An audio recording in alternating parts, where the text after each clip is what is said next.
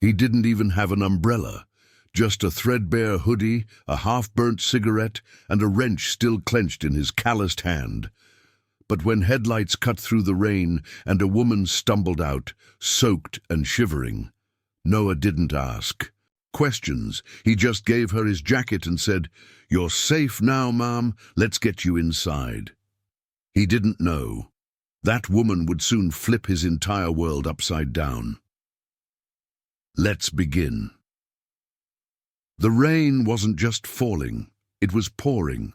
Sheets of it slammed against the rusted roof of the small garage, the kind that had more leaks than tools inside. Noah Mercer had just locked up for the night. He hadn't eaten since lunch. His daughter was asleep on the cot in the office, and the busted heater rattled like it was begging for retirement. That's when the knock came. Sharp, panicked, desperate. Noah opened the steel door and froze. Standing there was a woman, drenched head to toe, mascara running, high heels in hand, her blouse sticking to her like second skin. Her lips trembled from the cold. She didn't speak. She couldn't. Without a word, Noah peeled off his hoodie and wrapped it around her shoulders. "Come on, you'll freeze out here." He guided her inside like a man who'd done this 100 times, not like someone who hadn't had a guest in months. "Are you okay?" he asked gently, kneeling to grab a towel from the shop sink. She shook her head, water dripping from her soaked hair onto the floor. "I got lost. My GPS died. I didn't know where to go." Her voice cracked, the kind of crack that said, "This wasn't just a wrong turn." Noah nodded. "You're safe now. This place isn't fancy, but it's dry. You need anything?" She hesitated, staring at him like she didn't understand how someone so worn down could still be kind. "I just need to sit, just for a moment." He brought her a folding chair and an old thermos of coffee he hadn't touched all day. "My daughter's asleep in the office," he said. "If you're all right here for a bit, I'll keep an eye out front in case anyone comes looking." The woman's eyes welled up. "You don't even know me." Noah just shrugged. "I don't need to." But as the night deepened and the storm howled louder, that woman, who hadn't even given her name, would become the turning point of his entire life. The power flickered once, then twice, then it died. Only the low hum of rain on metal and the distant rattle of thunder filled the garage. A single emergency light kicked in above Noah's workbench, casting a dim orange glow over the space. The woman, still unnamed, sat curled in the folding chair, Noah's oversized hoodie swallowing. Her frame, her high-end makeup had all but melted away. Without it, she looked exhausted, not from the storm, but from something deeper.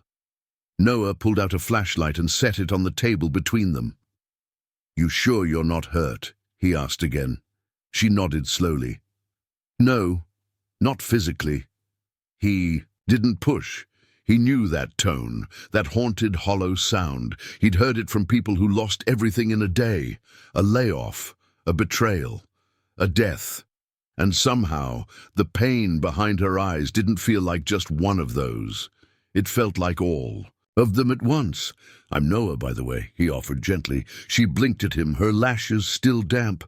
"I'm Lauren." Silence fell again, only broken by a soft knock from the back office door. His daughter, Maddie, barely 6, stepped out, rubbing her eyes and clutching a stuffed bear. "Daddy?" Noah rushed over, crouching in front of her. "It's all right, Bug. Power's just out.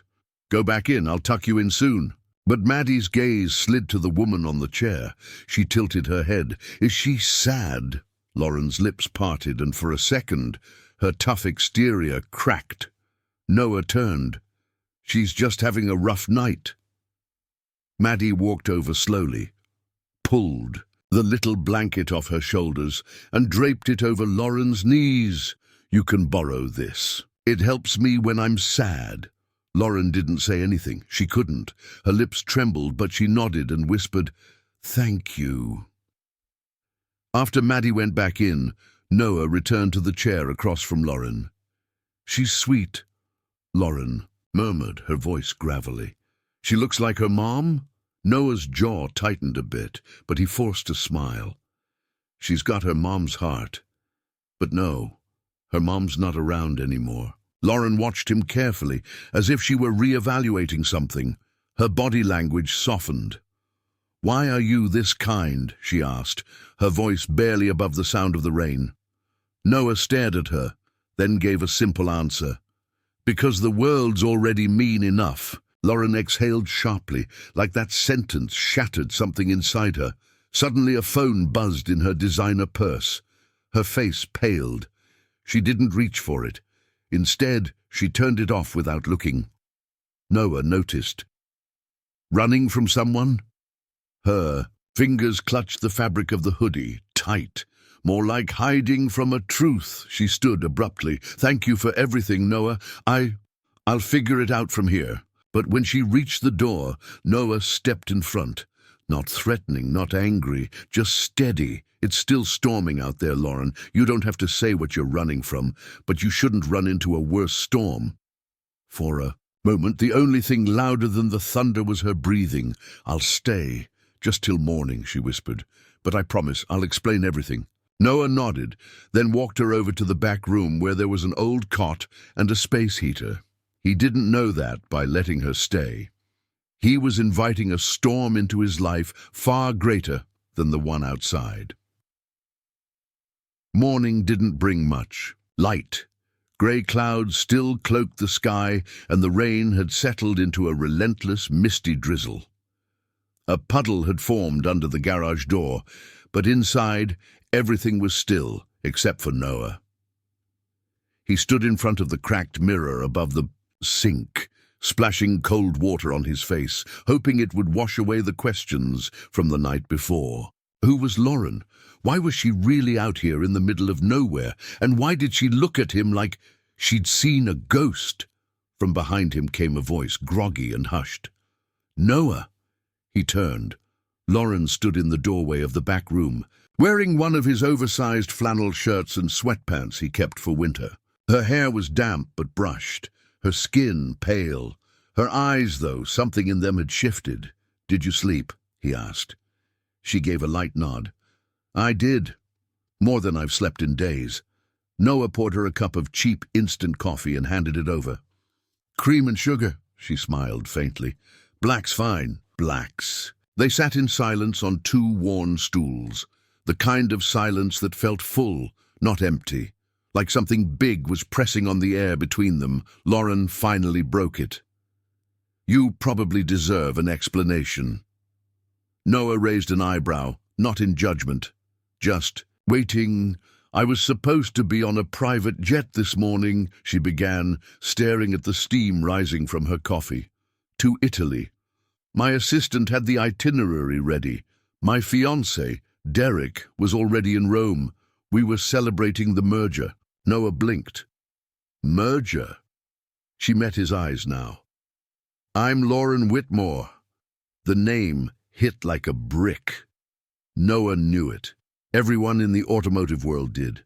Whitmore Industries, a powerhouse in car design, innovation, and performance.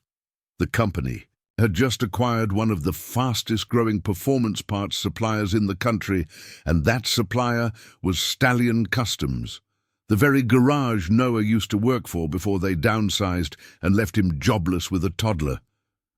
"You're that." "Lauren Whitmore," he said, voice low. She nodded slowly. "And Stallion Customs. That merger wouldn't have happened without me. But yesterday, I walked into our office unannounced, just to grab a file." She paused, her lips tightening. "And I saw Derek in my office with my assistant, doing things no executive meeting should involve." Noah didn't say a word. I confronted them. Derek had the audacity to call it just stress relief. My assistant said I'd been distant lately. Her eyes burned now, not with tears, but with fury. So I walked out. I got in my car and drove. No destination, just away, until I hit the storm. My phone died and I ended up here. Noah's stomach twisted. He couldn't explain why, But something deeper than sympathy bubbled in his chest. Maybe it was because she reminded him of himself.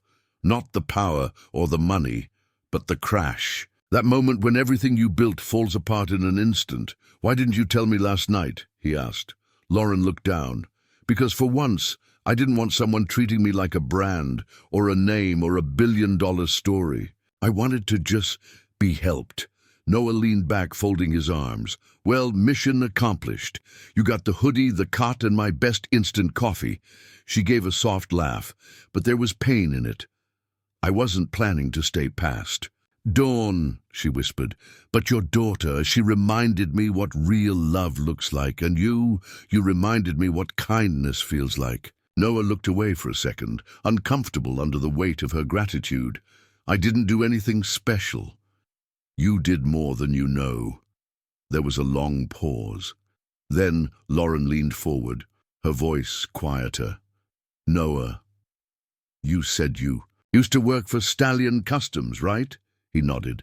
"What if I told you I could change your life today?" He stared at her, confused, guarded, but intrigued. Lauren stood, slowly. "Come with me. There's something I need to show you. But after that, you'll have to decide whether to trust me or walk away forever." Before he could ask what she meant, she added one last line.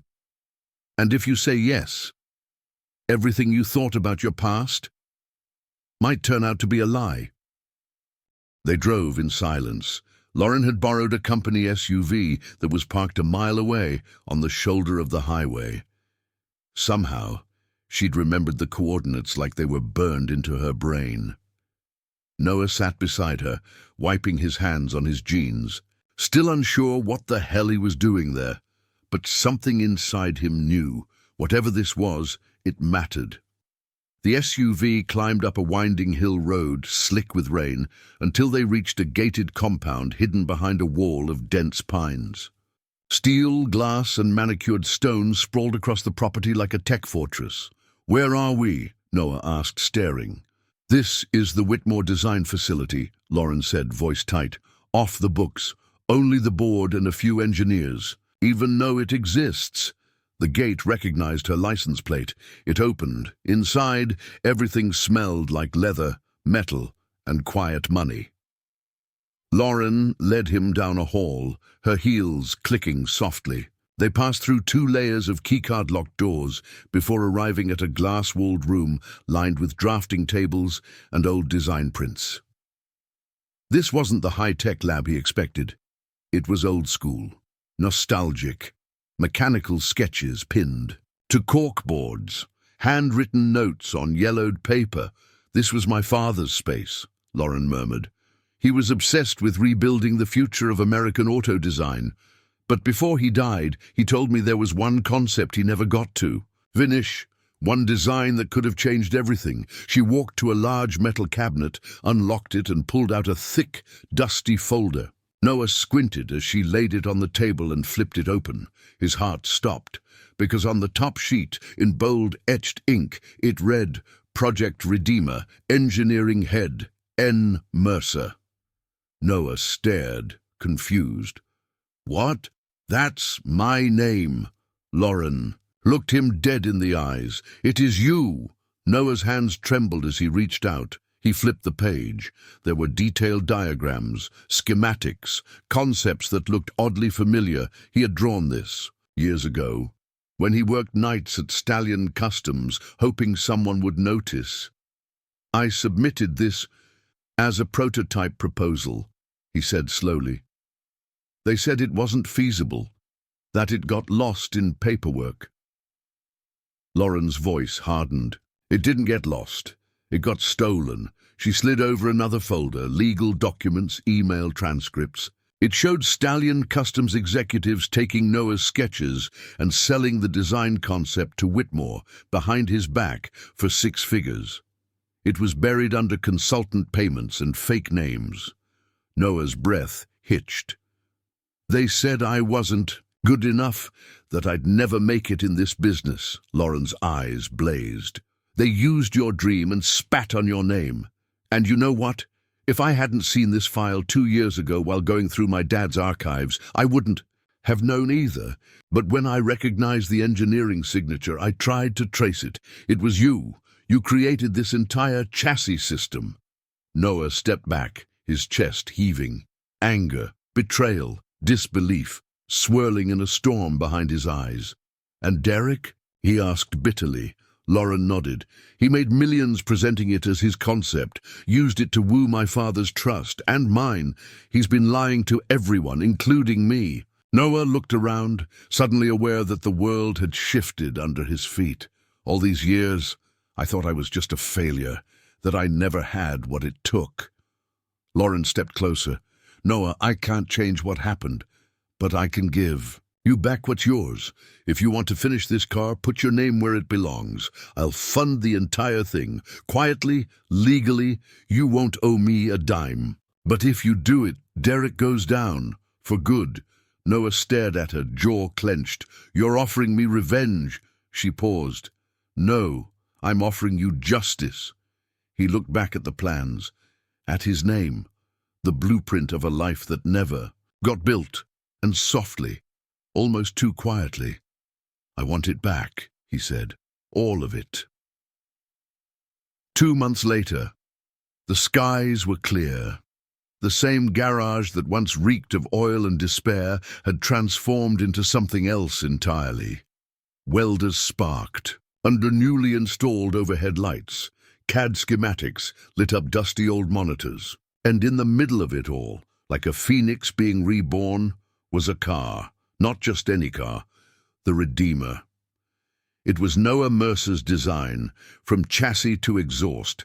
Everything they'd once told him was impossible now stood in steel, chrome, and breathless elegance.